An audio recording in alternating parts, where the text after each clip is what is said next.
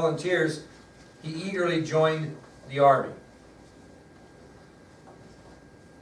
And we don't have to go into a bunch of detail. He ends up working his way up through the ranks. He becomes a general. He's a Civil War hero. He's elected president, right? That's what happens. Well, he runs for president again in 1872 and is re-elected. And he just crushed his opponent, 286 electoral votes to 66. So even though he wasn't very efficient in what he did, he was popular. So he runs for re-election in 1872 and wins a sweeping victory, 286 to 66 in the Electoral College.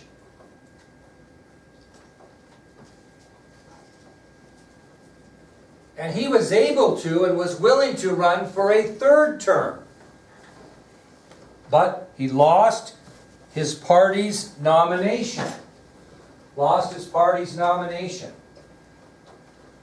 So he was very willing to run for a third term, but lost his party's nomination. So what do presidents do normally after they leave office? Retire. They go home and they write and sell their memoirs. That's what they do. And in present times, they usually go work on a library, a presidential library that's somewhere. For example, the John F. Kennedy Libraries in Massachusetts. The Lyndon B. Johnson Libraries on the campus of the University of Texas in Austin. Okay? So what presidents do is they go home, they write their memoirs, the stories of their lives, and they sell those, and they usually have a presidential library made for them. Not so much with Grant.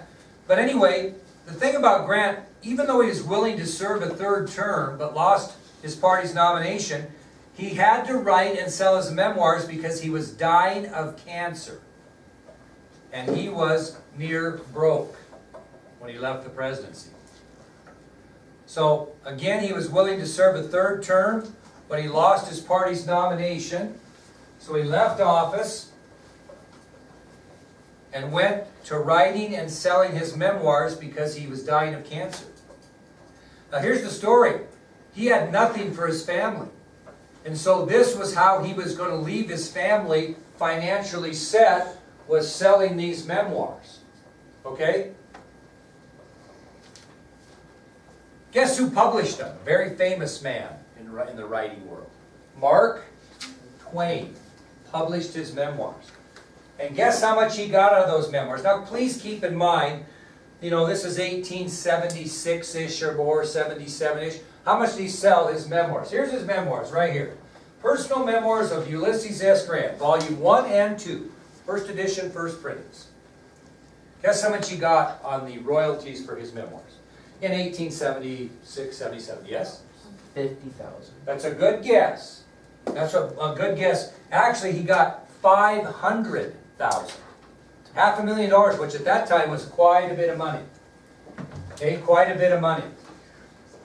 So his memoirs were eventually published by Mark Twain and eventually sold for almost $500,000, which set his family up pretty well. He was in such tough shape. He wrote these with pencil. He wrote, 18 hours a day because he knew he was dying of cancer. He just kept writing. He just wrote all the time. He wanted to finish them before he died. Well, in 1885, President Grant and his wife moved to New York.